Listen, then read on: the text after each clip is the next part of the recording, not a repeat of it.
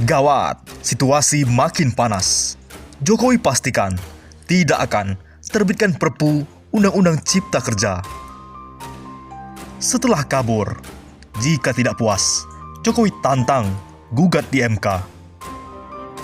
Hingga Habib Rizik, Jenderal Gatot, bongkar 12 aktor intelektual di balik Omnibus Law Cipta Kerja yang ada di badan rezim.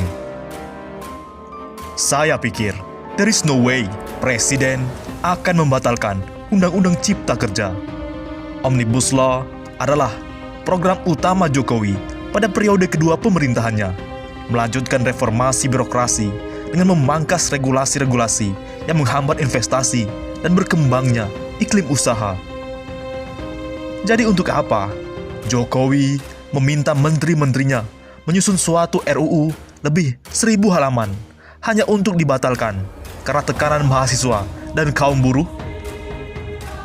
Tentu ada jalan yang bisa ditempuh untuk membatalkan sebagian atau seluruhnya, yakni melalui Mahkamah Konstitusi. Tapi Mahkamah Konstitusi orang-orangnya Jokowi semua. Jadi pantas Jokowi bilang seperti itu karena judicial review pasti ditolak oleh MK. Sudah banyak contoh kasusnya. Selama ini judicial review, kebijakan selalu melempem. Independensinya dipertanyakan. Jabatan Hakim Konstitusi berjumlah 9 orang dan merupakan pejabat negara yang ditetapkan oleh Presiden. Hakim Konstitusi diajukan masing-masing 3 orang oleh Mahkamah Agung, 3 orang oleh DPR, 3 orang oleh Presiden. Jadi, Omnibus Law sia-sia dibawa ke MK. Hakimnya dipilih Presiden dan juga DPR. Tidak hanya itu, ada 12 aktor intelektual di balik Omnibus Law Cipta Kerja. Mereka ada di tim sukses Jokowi hingga afiliasi bisnis tambang. Jelas, tambang sangat menguntungkan dengan UU Cilaka ini. Di balik pembahasan dan pengesahan Omnibus Law Cipta Kerja, ada kepentingan besar para pebisnis tambang. Undang-undang kontroversial itu dibutuhkan guna mendapat jaminan hukum untuk keberlangsungan dan keamanan bisnis mereka. Demikian disampaikan juru bicara Jaringan Advokasi Tambang, Jatam, Merah Johansyah, Jumat 9 Oktober 2020.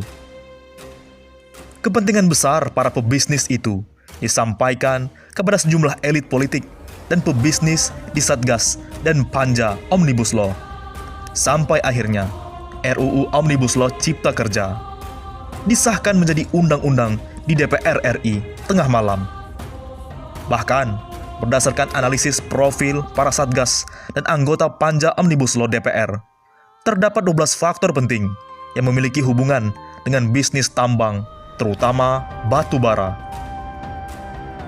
Terdapat 12 aktor intelektual yang tersebar dan memiliki peran serta fungsi berbeda di Satgas dan Panja DPR Undang-Undang Cilaka, kata dia.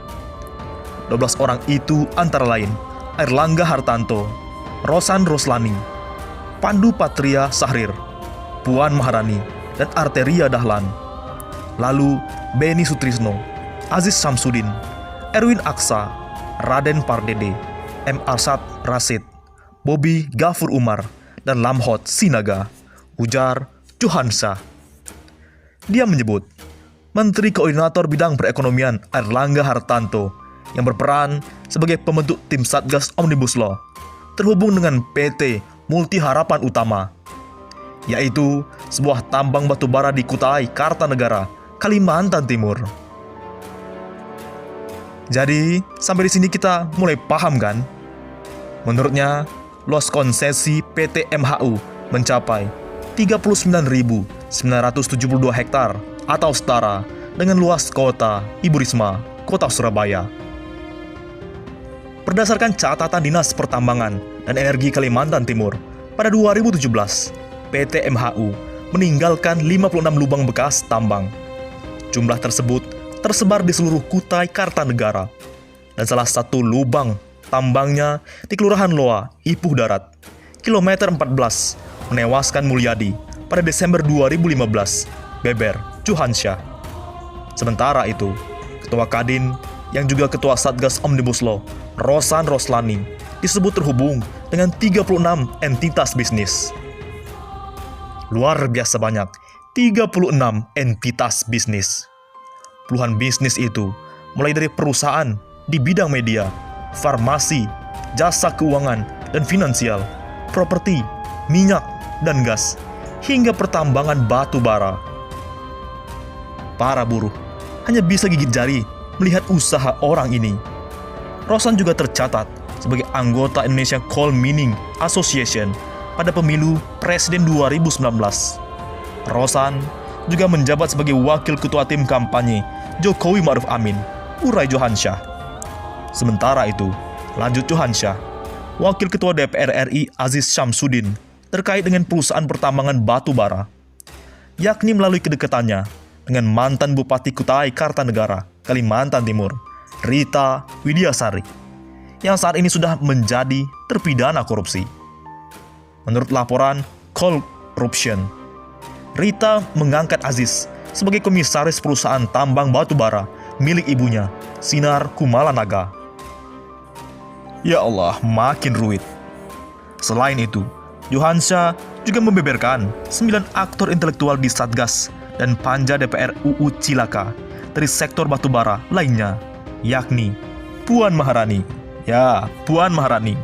Arteria Dahlan, Beni Sutrisno, Erwin Aksa, Raden Pardede, M. Arsyad Rashid, Bobby Gofur, dan Lamhot Sinaga disebut memiliki hubungan dengan bisnis tambang dan energi kotor batu bara. Dari hasil penelusuran kami, mereka memiliki hubungan dengan bisnis tambang dan energi kotor batu bara, baik langsung maupun tidak langsung, secara pribadi, baik sebagai pemilik, komisaris, hingga direksi, ungkap Johansyah.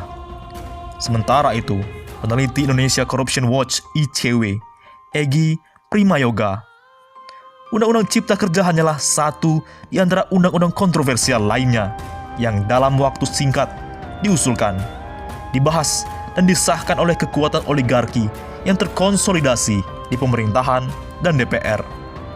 Sebelumnya, telah ada 4 produk hukum kontroversial lain yang dibahas dengan pola serupa, tertutup, dan terburu-buru. Di antaranya, Undang-Undang KPK, Perpu Covid, Undang-Undang Minerba, dan Undang-Undang MK. Undang-Undang Cipta Kerja adalah salah satu skenario oligarki untuk terus menimbun kekayaan, kata dia.